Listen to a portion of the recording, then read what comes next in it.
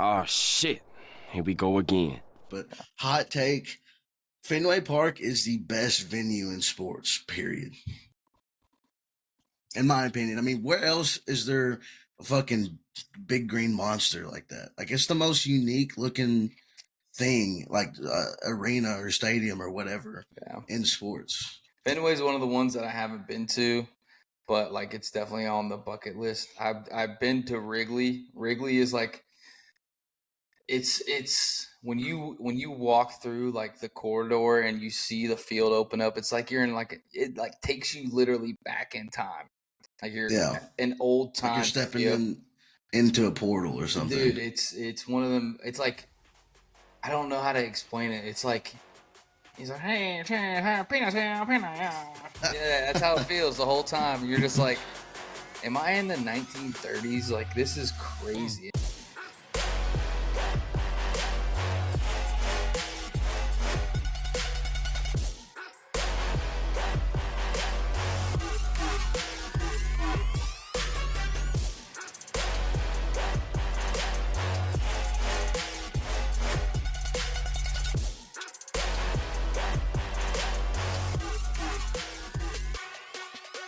Ladies and gentlemen, welcome back to yet another episode of Real Conversations with Cozy and Murph.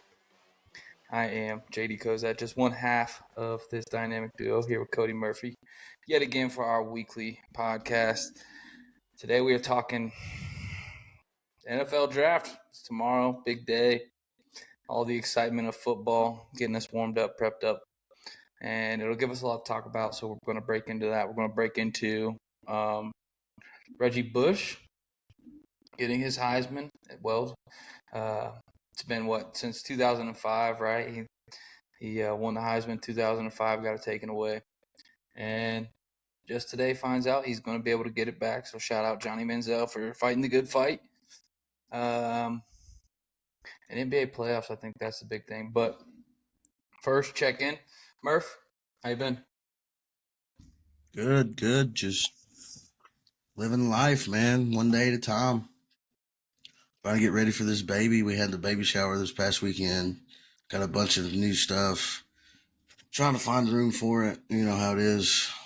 You just start, once you get a house, you just start accumulating shit, and shit just piles up like it's never ending. So I'm ready for like yard sale season, the way we can get rid of a bunch of this crap, you know. You know that dryer situation that I've been having and not being able to get it to work? Yeah. Turns out it was the breaker the whole time, so more or less we have 3 dryers downstairs that all work. Oh my God. Well, at least, I mean, now you can get rid of 2 of them. So I'm also excited for yard sale season because we are in the same boat. We have too much shit. I have too much shit. And it's time to start pitching some stuff and start making some money. But absolutely. Yesterday, I went to Chicago with work for a conference, and this is where the story I was telling you about comes in. I come back today. I'm excited to be back. Sitting in a car for 4 or 5 hours at a time. It's just not a good time. So I'm excited to get back to my car.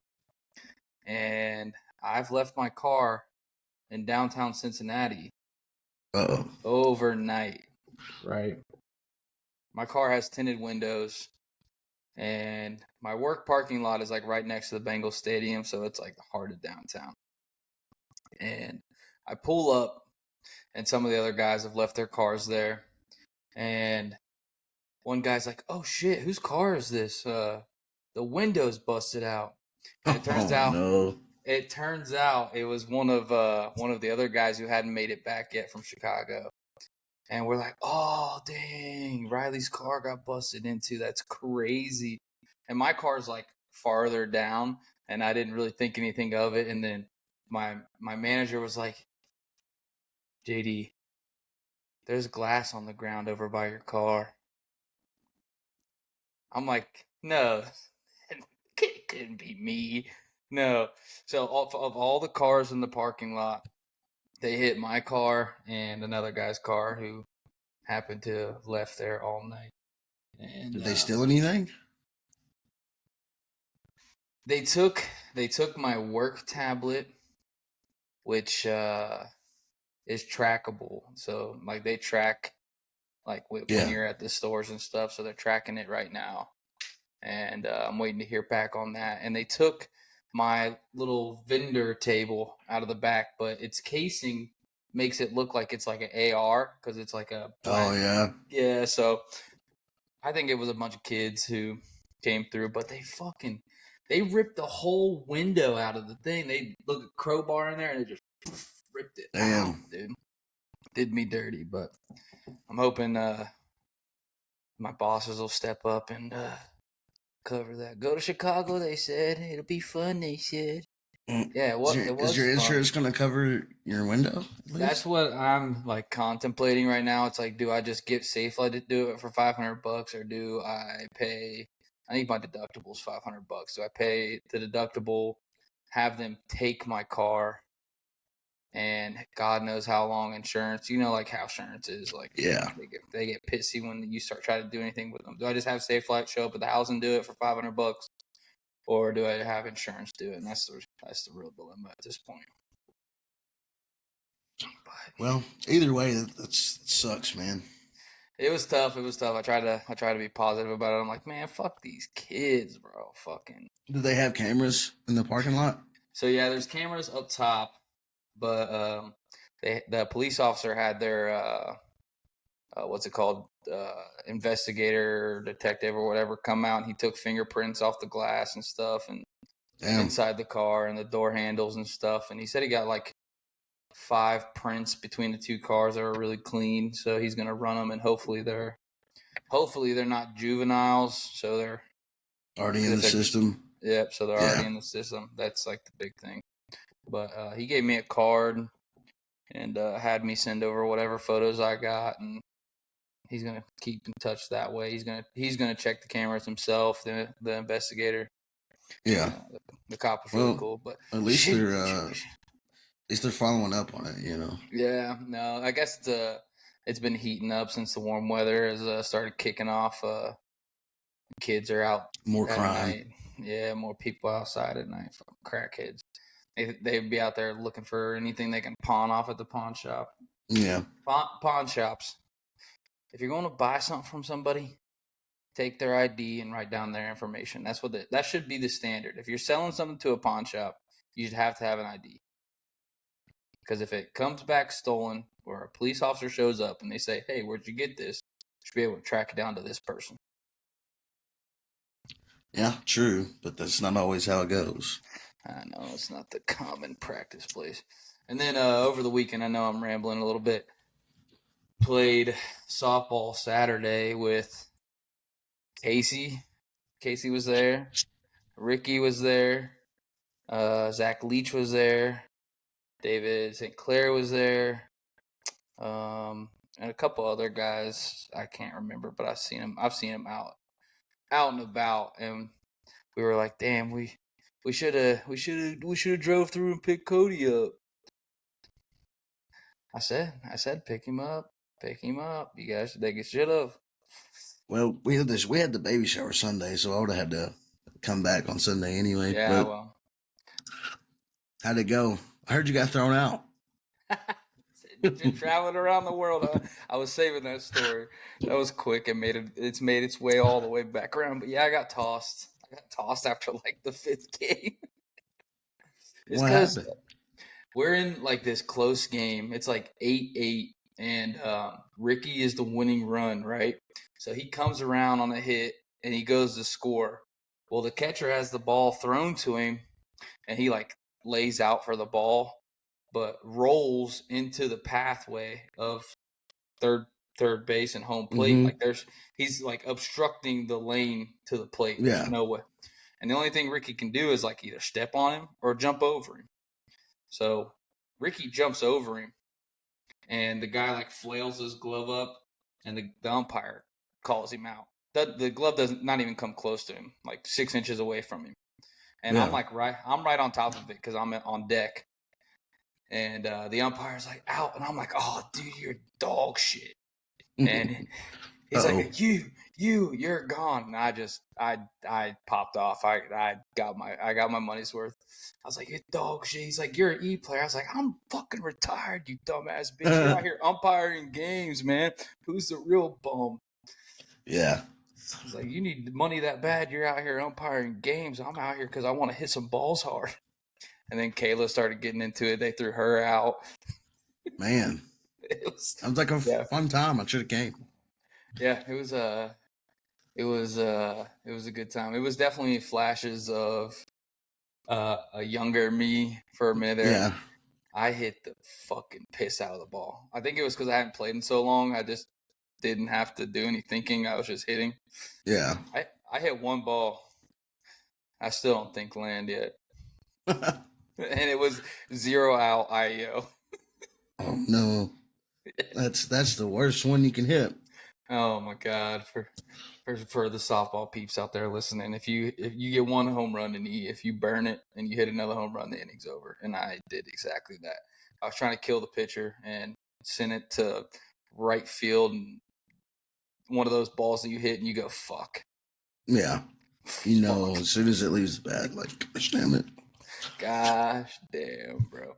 But it was a good time. It was a fun time. But that's enough ranting. Let's talk.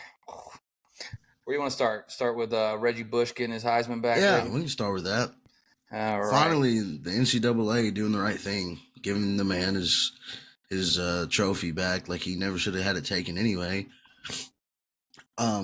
What did he have it taken over? Somebody gave his parents like a house or something, or it was some type of vehicle or something like that. A booster basically helped his family out, and it got caught up. And then back then it was such a huge deal. And the only reason I feel like this all even came full circle, even though the internet has been all over this for a decade plus now, is because Johnny Manziel went on Shannon Sharp's podcast, and the whole time he's like, I was doing things worse than that. Oh, and yeah. They didn't take my Heisman. He's like, I was flying to Miami and getting money for showing up at a club. He was club. like signing jerseys and shit. Yeah, for money. Yeah. He's like, if I could do that, then Reggie should be able to get his Heisman back. But I think the thing of it is, Reggie was a better player than Manziel was.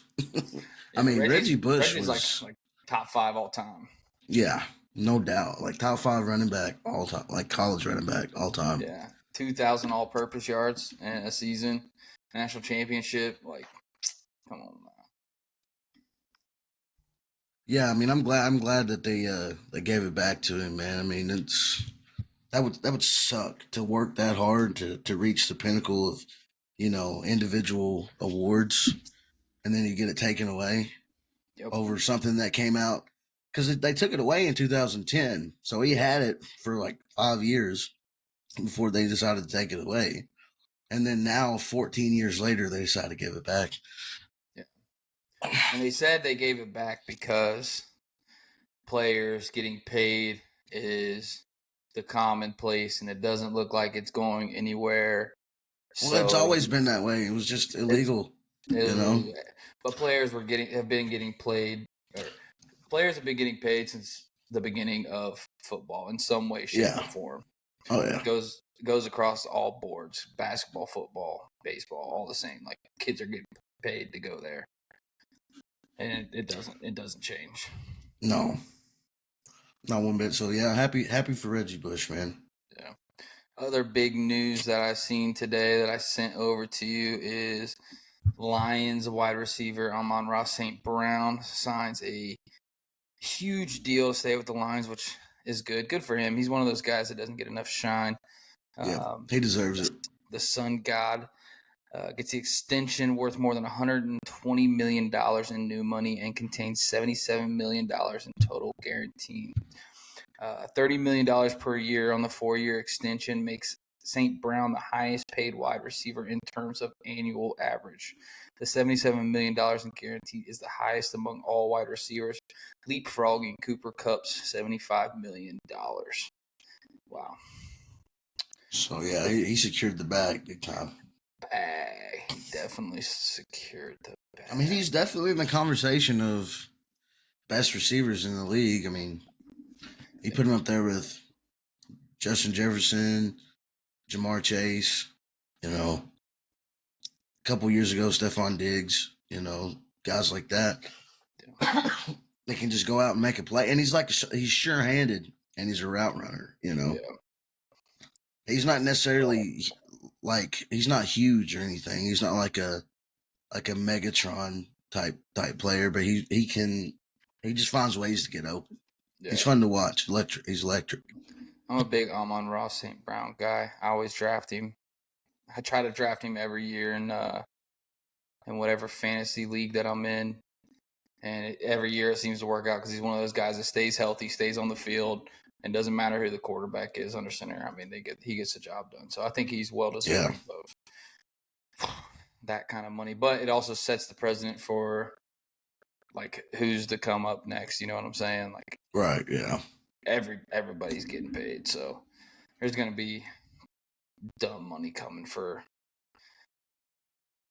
Like even T. Higgins is gonna get dumb money at some point, and I seen today too. Other news is Trey Hendrickson of the Bengals requested a trade as well.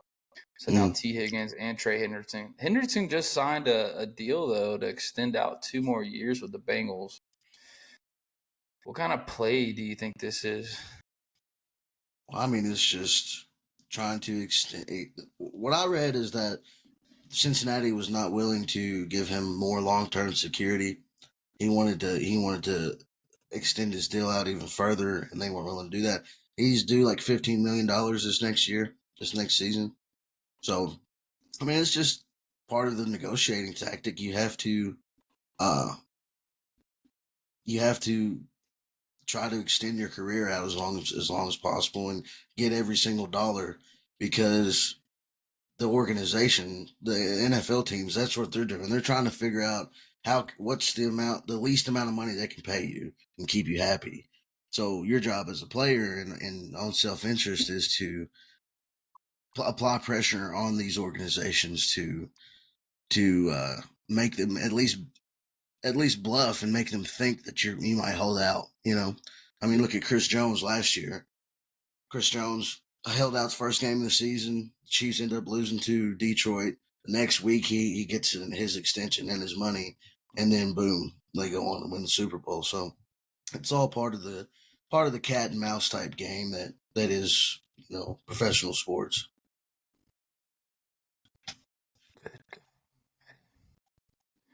Aside from that, the other NFL news that's obviously carrying around that everybody's excited for, like we said earlier on, NFL draft is tomorrow. Everybody's putting out their mock drafts.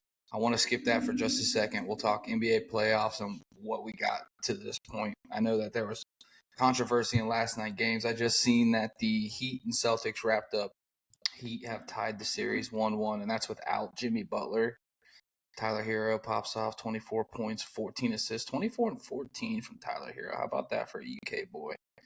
And then the Pelicans and Thunder start now. OKC leads that series 1-0. I got OKC making a run, dude. I think Shea Gillies. I mean, they are the 1 seed in the West, so young cats with some attitude. I was trying to look back a day and see what yesterday was. The biggest thing for me so far is the Suns and the Lakers are washed. They're not.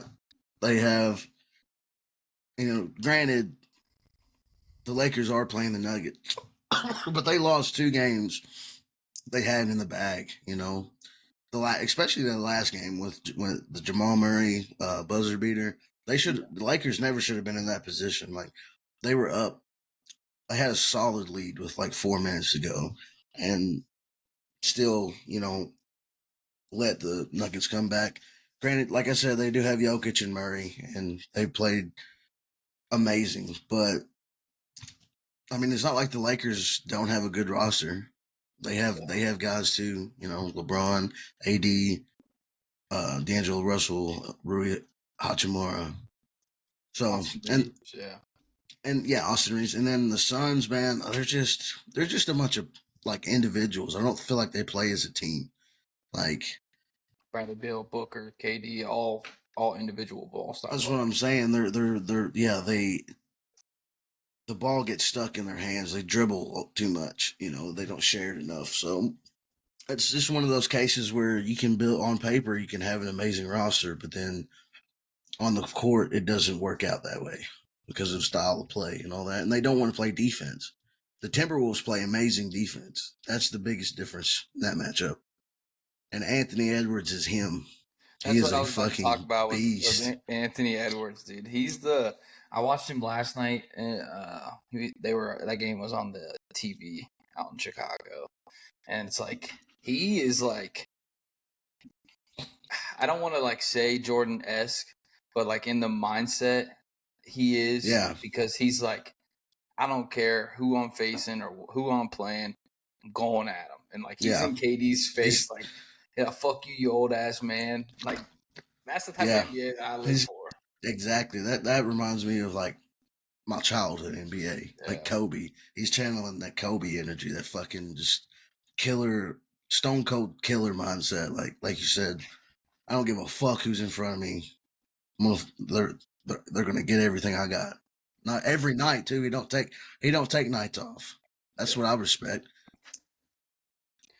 I like the Anthony Davis. I think he's gonna turn into something real good. They gotta get rid of that one cat Gobert. He's the most overrated guy I've ever seen play basketball. No, he's just a really big. He's just really big. He's I mean, he's a good rim protector. I'll give him that. But on offense, you can't do anything. You can't. He's a liability. Like, you might as well have the ball boy out there, or the towel boy out there. It's too funny. He's like I keep using this reference, but he's like the LeBron James of Zach Edey's. Yeah, he's what Zach Edey will be in 3-4 years. Who did I say that about the other day? You said Matt Ryan is the LeBron James of Kirk Cousins. People tell me I'm wrong. LeBron James is the Matt Ryan, or Matt Ryan is the LeBron James of Kirk Cousins. That is the most mint you can put on there. Yeah. Lord have him. I mean, speaking of Matt Ryan, he did retire officially as a Falcon. I have mixed feelings on him. Like, I want to appreciate what he did in Atlanta because he did put up a lot of good seasons. He had an MVP season. Won a lot of games. Made we were pretty dominant in that division for a while. But he will always be remembered for the 28-3 game. And yes, you can say that's on Shanahan, that's on Dan Quinn, but also it's kind of on the quarterback too. I mean, the quarterback's got to take at least a significant portion of blame. Yeah. And he just never recovered from that. After, just like as an organization, Atlanta never recovered. Matt Ryan just never recovered from losing that game. I mean, he was mediocre for the rest of his career after that. And so, I want to say some positive things about him. Like I said, he has over 50,000 career passing yards. That's fucking crazy. Like I said, he won an MVP, won an NFC championship game, he played in a lot of big games, and he did put Atlanta back on the map for a while. Now we've fallen off, but we were relevant for a long time because of Matt Ryan and Julio Jones and Tony Gonzalez and all these great players that we've had. But so it's kind of like a love-hate relationship. Like, I love him, but I kind of hate him because we lost the Super Bowl. But it's not all his fault. I would blame Shanahan and Dan Quinn more than anybody on that entire staff. Yeah, I mean, for sure. You give your team 28 points and your defense falls out. I mean, but in the same breath too, if you already put up 28 points, just give me one more touchdown, you win that game. One more, that's all we need. I mean, true, but here's my thing: is why are we not just running the ball every play instead of passing it? Like, you're up 25 points with 2 minutes or whatever left in the third quarter. Literally, all you have to do is run the ball. Even if you don't gain any yards, like you're still taking time off the clock. Burn some clock. Burn the clock, kick it deep, make them go to the distance, But no, that's not what we did. The rest is history. I don't want to get into it. Just going to bring up some PTSD.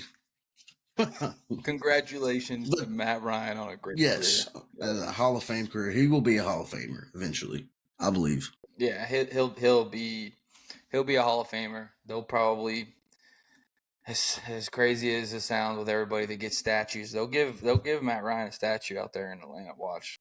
I mean, he's the best quarterback in the history of the franchise. Yeah. Besides, I mean, you can say Michael Vick. I think Michael Vick is more of a favorite, but he didn't have the longevity because of everything, all the off the field shit. But like I said, Matt Ryan, he is our Hall of Fame quarterback in the history of Atlanta football. Well, it is exciting times here for Falcons fans because the draft is tomorrow. It doesn't seem you guys are going to take a quarterback. So I guess the real question is, what do you think they're going to do? Well, we have the number 8 pick. I think we go defense. I think Dallas Turner from Alabama. I think he's probably the number 1 guy on Atlanta's board right now. But just because, we just hired a defensive-minded coach. Our defense has slowly gotten better over the past couple of years. We do have a few pieces now. Our secondary is pretty strong. I think we need to build up our pass rush and maybe, the linebacking core.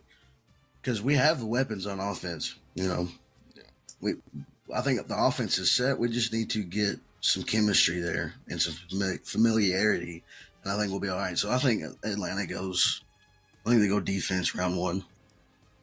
I see the mock draft here that I've got pulled up, and it's got at 8 you guys taking Byron Murphy II out of Texas, the junior defensive lineman.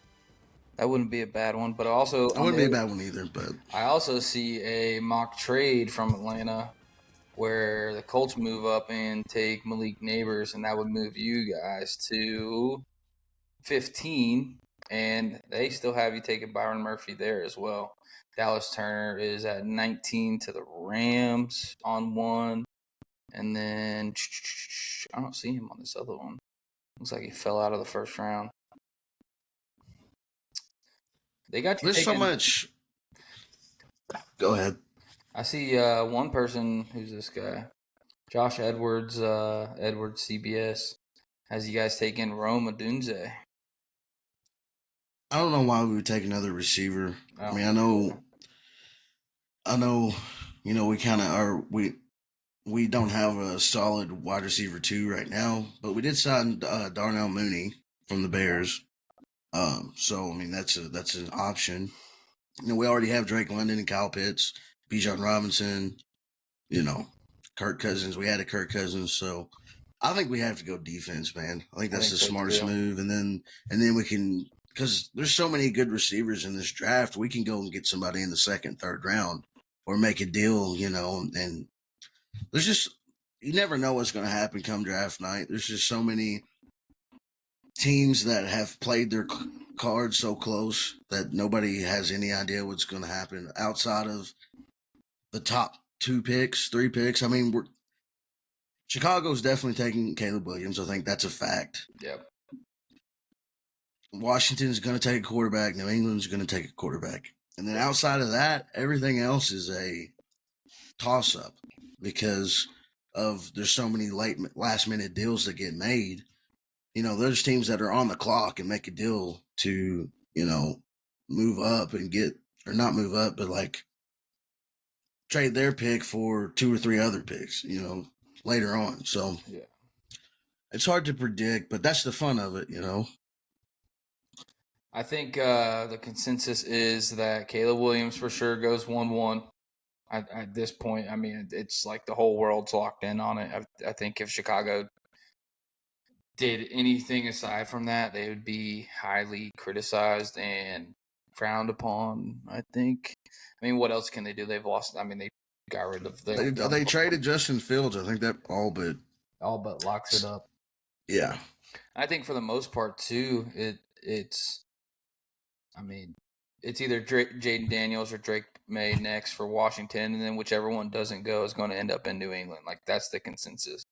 And then I think even 4 is locked as well with the Cardinals. It's going to end up being Marv. Well, see, I read something that said that Marvin Harrison's draft stock has been dropping, and now it's Malik Neighbors. He's the number 1 receiver in this class. But let's just could be an opinion piece. It could be a hit piece, clickbait piece.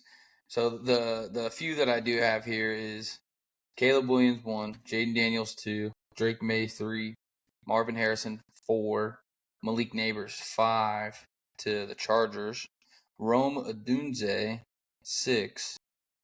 But also there's one right beside it that has the Giants trading up from 6 to 5 and taking J.J. McCarthy, which that's something that I want to mention on too. Where J.J. McCarthy is sneaking into the top 5? Top 5, 4 quarterbacks? I don't think he will. 4 quarterbacks? He'll probably be a first rounder, but I don't think he's going to be a Yeah. top 5 pick. I feel like that's just like JJ did a great job in college. I'll give him hats off for that. But is he one of those guys you can see projecting well into the NFL? I don't know. Like I said, I think we've had this conversation before, but I think he gives me a lot of Zach Wilson vibes. Really good in college. Was really athletic, can throw the ball. But, I just don't know that he has the accuracy or the precision. I think he has the arm strength, but I don't know that he can. Because if you think about it, if you think about it, his time in Michigan, he only lost 3 games in Michigan. He has one of the best winning percentages of any starting quarterback in the history of college football. But if you look at the way they did it last year, it was run heavy, defensive heavy. So he didn't really have to do too much. It wasn't like Caleb Williams where he had to go out and throw the ball 45 times a game. It wasn't like Michael Penix where he had to throw for 350 yards a game for them to be successful. He was more of a J.J. McCarthy gives me more of a game manager type vibe than a franchise quarterback type vibe. Yeah. Which, I mean, you could say the same thing about Russell Wilson in Seattle. I mean, he wasn't prolific or anything, but he did what he had to win games and put them in position to be successful. So, I'm not hating on nobody. I just, in my honest opinion, I don't think J.J. McCarthy is a guy that you can just plug in day one and he's going to be successful. Yeah, I agree. Definitely you have the pieces already in place type guy. I would agree to say. I'm going to read off Pete Prisco's full mock draft. He updated it today. It's got Caleb Williams 1, Jaden Daniels 2, and he put J.J. McCarthy 3 to the Patriots, which if anybody's going to go up and get J.J., it's probably the Patriots. And then he's got Marvin Harrison Jr., Drake May 5 to the Vikings. Vikings trade up into that Chargers pick. And then Malik Neighbors to the Giants. Joe Alt, which he's getting a lot of traction here. I think he's the top offensive lineman. Dallas Turner to you guys. Rome Odunze to the Bears, which that'd be nasty. Nasty. Caleb Williams with Rome Odunze. Oh, they'd go dumb. I think the Bears are going to be good this year. And then some bigger names, Brock Bowers at 15 to the Colts. Byron Murphy to the Bengals. I hope we need some line help, so I'm hoping the Birds take line. But another one had us taking Cooper John. I think that would be a good pick for us as well. Aside from that, I mean, no big names first round. I think once you get past like the top 15, it's pretty much like it's plug and play at that point. It's like you're trying to find your way into that, at least into that first round, get your guy, and after that, it's find the pieces. It's the best available. Yeah. Yeah. But like I said, you never know what's going to happen come draft night. Yeah. There's so many, rumors and speculation flying around that, and nobody tells the 100% truth when it comes to, talking about the draft. All these teams, like I said, they're playing their hand close to the chest. They're not letting there's no like leaks coming out, or there might be fake leaks coming out, Yeah. and all these guys are tight-lipped, and because this is potentially changing the trajectory of a franchise. If you get your franchise quarterback, that could mean making the playoffs for the next decade, or drafting another quarterback in the next 5 years or 3 years or whatever. So these are big decisions. If you ever seen that movie Draft Day, that's a pretty good depiction of how it works. With Kevin Costner, he's like the GM for the Browns. Yeah, actually a great movie. And then they take the lineman out of Ohio State.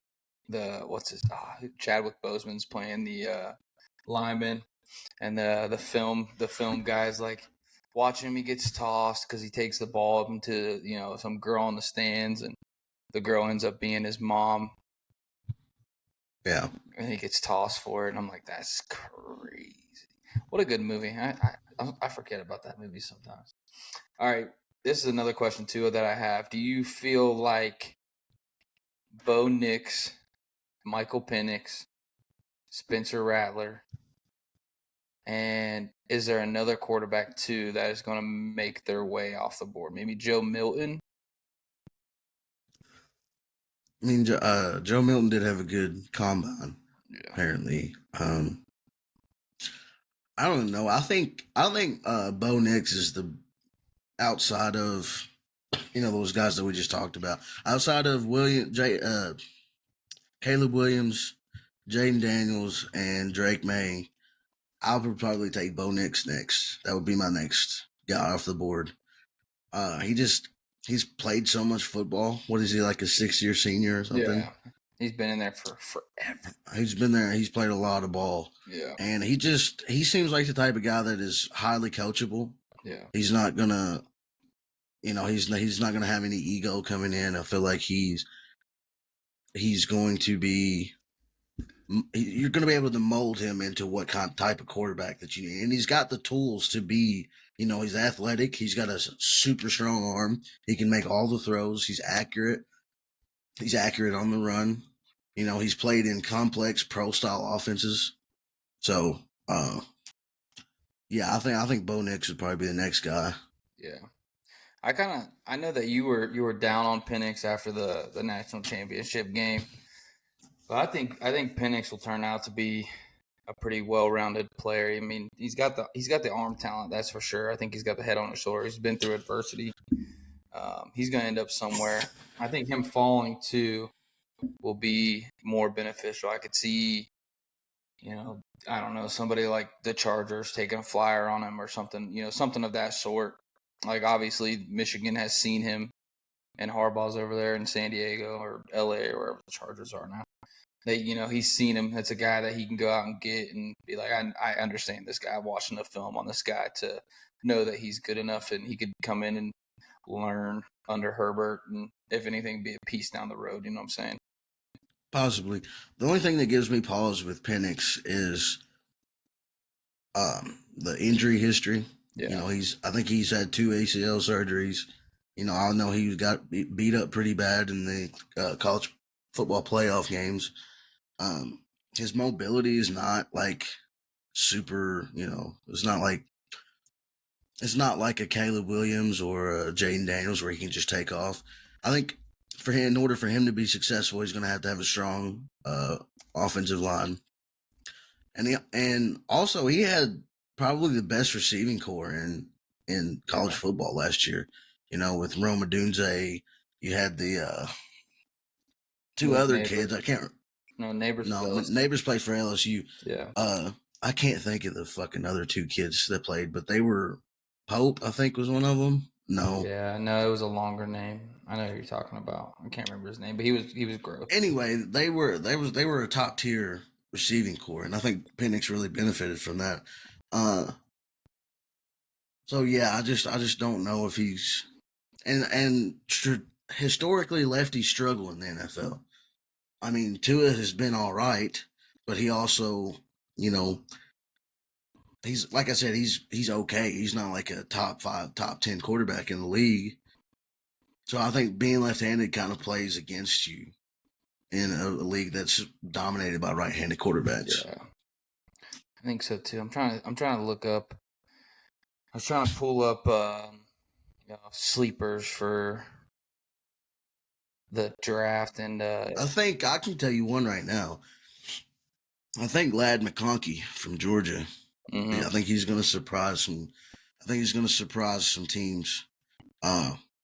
He gives me like a Cooper Cup type, vibe. It seems like he's an incredible route runner. Maybe not the fastest guy, but he doesn't have to be so fast because his route running's so elite that he can just get open. He can create separation without just having to outrun guys. They've got that running back out of Louisville on here as a sleeper too. Oh yeah, Guarando, Isaac Guarando. But he ran a 4.3, top speed of 24 mile an hour at the combine, which is similar to that of the Devin A-Chain, and A-Chain popped off at, I think he was like 24.5 mile per hour at 188 pounds. So I think that's a big one too. I wanted to see who else.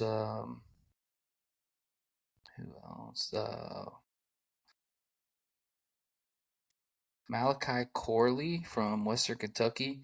I saw him when he played up here against Ohio State. He had a pretty good game. He's like the only person that played good that entire game. They've listed off a couple guys here. There's so many good receivers in this fucking draft, man. It's crazy. That big guy from NC State, the linebacker Peyton Wilson, the guy that was like going crazy at the draft, at the combine. Roman Wilson. Roman another Wilson. name Roman from Michigan. Wilson's, yep. Roman Wilson. He was a dog. Trevin Wallace from Kentucky. He's a really good linebacker. Yeah, that'll be a good one. Know how well of a pro he could be, but I know he's at least got a good football mind. Yeah, I think somebody will take a flyer too on Jordan Travis from Florida State, even with his injury to his leg. He'll get a shot. He'll be a late round guy, but I think he'll get an opportunity. He'll get a shot somewhere. I think he's a good enough guy to break through at the next level some way, somehow. And then I think Milton's good enough. I think he's got the arm talent. He's 6'5", 235, big dude, big arm, big pocket presence. Yeah, I think he'll be fine. I'm trying to look up and see. The two receivers from I feel like that's all I'm mentioning, but the two receivers from Texas, Xavier Worthy and Donnie Mitchell. Yep, they're gonna be. Donnie Mitchell was slotted to go 32nd overall to the Chiefs. It's a lot of speed. That's a lot of speed. And the Chiefs are either taking a cornerback at 32 or they're taking a wide receiver. It's one or the other. Because they know they're gonna need. Didn't they trade? They traded L'Jarius Sneed, didn't they? Yep. I think they moved him. Where did Sneed go?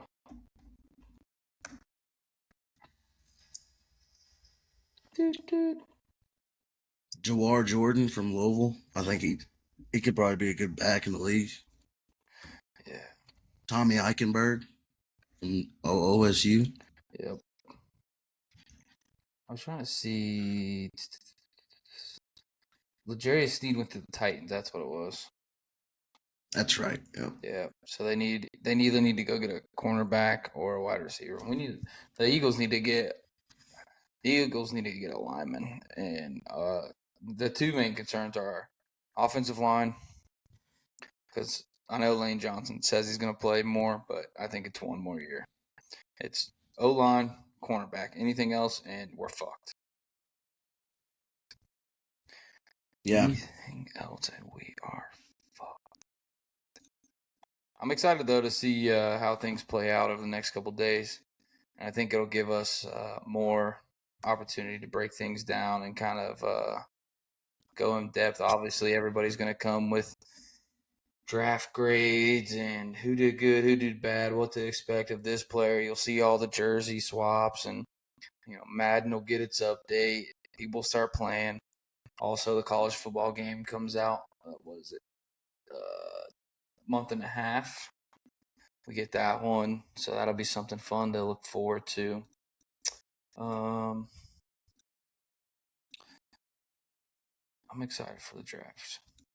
I'm excited that we get to talk a little bit of football, even though it's like preview, and previews are short-lived and it's day before. Still exciting for the most part. It's a time for fans to come together and get their hopes up. However, it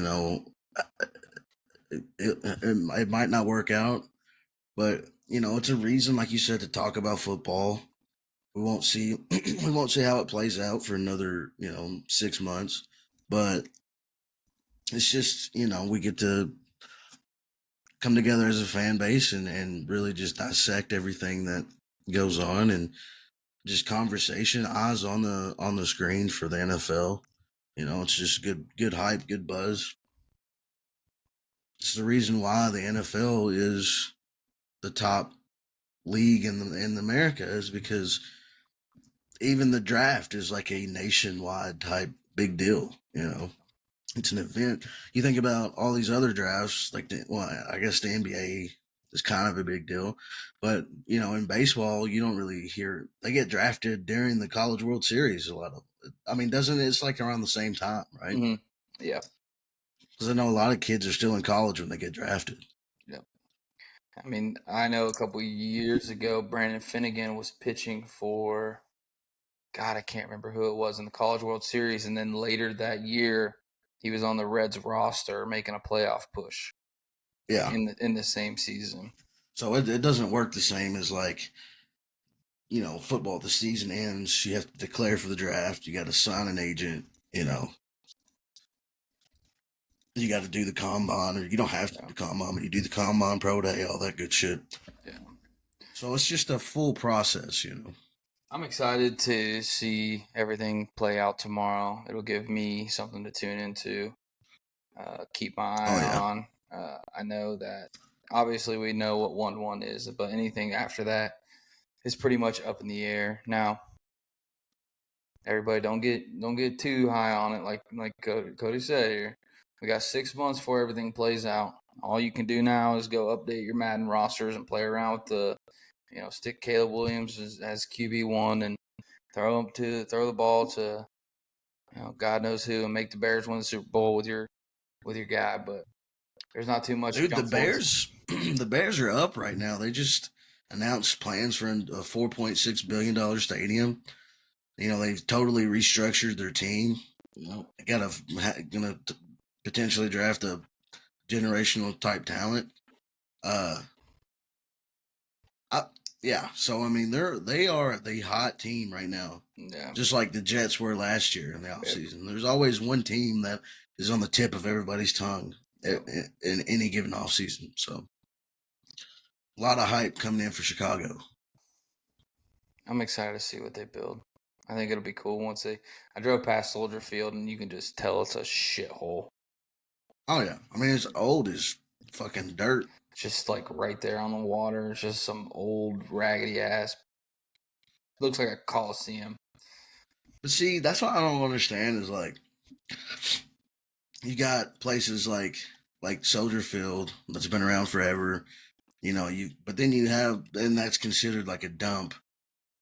But then you have Lambeau, and it's like the holy fucking mecca of football.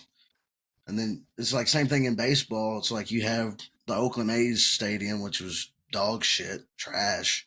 And then you got like Wrigley and Fenway that's been around for 100+ years. And it's gorgeous. You know what I'm saying? Yeah, It's all about what you put into it. I think the Bears. think Yeah. Hot take. I didn't mean to cut you off, but hot take. Fenway Park is the best venue in sports. Period.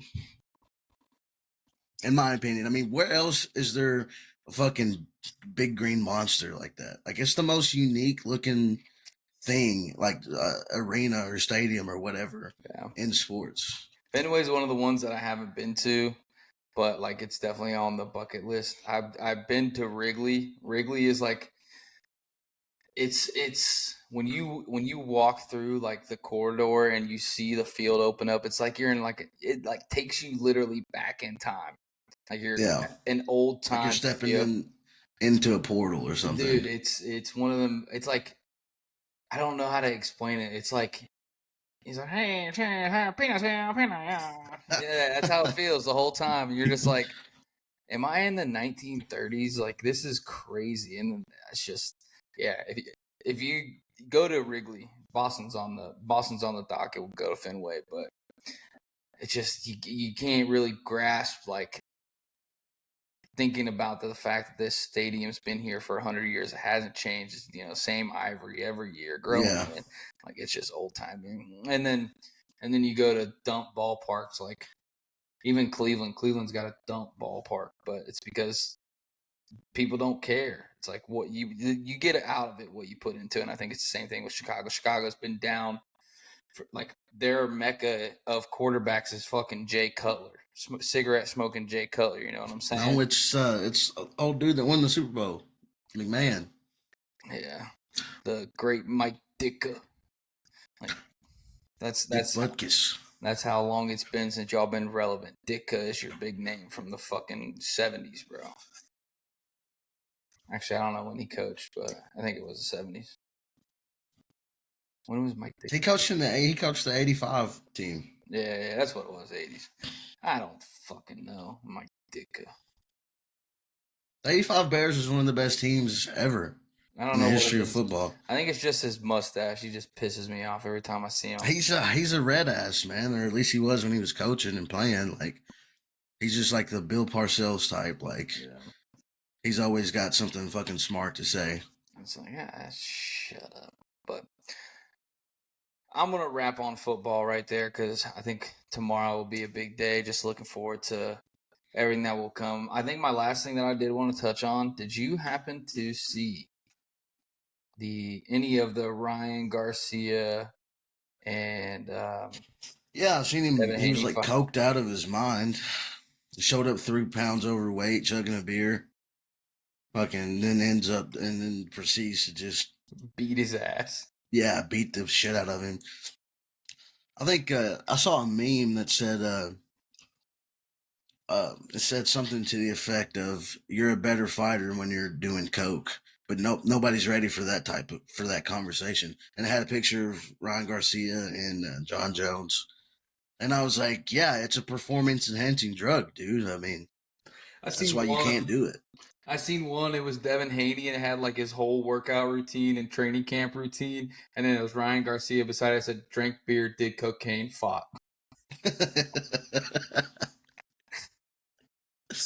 I mean, hey, whatever works, it's not, it's not, I don't know what kind of penalty or like punishment that he faces for doing that, but like, it's made him more famous. Part of me thinks this whole like crazy thing that he was doing on the internet was just good ass promo. I think he's doing a lot of drugs, but also it's good kind of ass promo. It's good promotion. Yeah, and it hasn't backfired on him yet. But if he would have lost, he'd have been. Yeah, everybody would have been dogging him down bad. But he beat the shit out of him, bro. I think Haney throws pillow punches too, though. Like I was watching the fight back and Ryan turned his back to him one time, and he threw like 3 kidney shots. Haney did, and they're just like little feathers. Just like it's like the punches you throw in a dream. Yeah. Well, I mean, let's be honest though. Ryan Garcia couldn't feel anything. He couldn't feel his face. He's fucking. He's just just absolutely blown out of his mind. numb to everything. There's no way he was gonna get beat. He couldn't fucking feel anything. Oh yeah, that was a good one. I wanted to bring that up because I think a lot of people were talking about it. They seen a lot of it. But tomorrow, NFL draft. Got the NBA playoffs going on. Baseball is full speed right now. The Reds are taking off. Ellie De La Cruz is the best player in the National League. Mets are spiraling again. It's gonna be a long season for the Mets, bro. I mean, what's new? You know, every year it's a long year. It's like, all right, I'm just ready. Can we just get to the end? It's like, can we just sim? Can we just sim all of our games? Just get me to the home run derby and then get me to playoffs. That's all I give a fuck about. Yeah, it'd be nice to make the playoffs, but I don't know if we can. I don't know. I don't know. The Braves are good. The Phillies are good. Yep. The Nationals look solid. They're young and good. The Marlins suck, but it's going to take a miracle for the Mets to even make a wild card this year. There's a lot of good teams in the National League. Yeah. That's facts. Fuck. Oh, fuck. All right. Let's put a wrap on it. Cut it up. You got anything? No. Don't bet on NBA basketball. It's terrible. It's rigged. I hate it. It's sickening, disgusting, deplorable. If you keep doing it, you're degenerate, and I guess I'm a degenerate because I'm gonna keep doing it. One of these days, those penny parlays are gonna hit for $1 million, and our lives are gonna be changed. Listen, not to get too much into the weeds here, but my parlay got busted by none other than fucking PJ Washington. I had PJ Washington under 1.5 threes. This motherfucker never shoots threes. He hit 3 threes last night. Like, come the fuck on, dude. You serious? It's and like the night before that. Well, the night before that, I had Jamal Murray to hit 3 threes, and he hit 0 threes. Yeah, I mean, granted, he did hit the game-winning shot, but, it's like, fuck. If I was the fall in the line of anything being rigged, it would be NBA basketball. It's probably the most. Oh, 100%. 100%. I think the players look at their lines pre-game, and they're like, yeah, let's fuck somebody's bracket. Or their parlay. Look at Jonte Porter. Yeah. I mean, I feel like he is kind of like the fall guy. They're like, if anybody's going to get caught, let's make it this fucking dipshit over here in Toronto that nobody even knows about. Set an example out of him. Yeah, well, it's just like the referee back in the day, Tim Donaghy. Yeah. He was kind of a scapegoat for the rest of the league. You can't tell me those referees don't know the line. Yeah. And they don't know the over-under on these players. Like, come on. Yeah, they're in cahoots. They're definitely in cahoots. But, ladies and gentlemen, if you enjoyed this episode, hit that like button. It's like right here somewhere. Leave a comment telling us how much you hate us, and then hit the share button and go to all your social medias and share it to everybody. Save it to your phone, download it, send it to your grandma and say, hey, these guys are really nice, they're funny, listen to them, they cuss a little bit, and then have grandma pray for us because Lord knows we need Jesus. With that said, we love you guys. We appreciate you guys. Peace.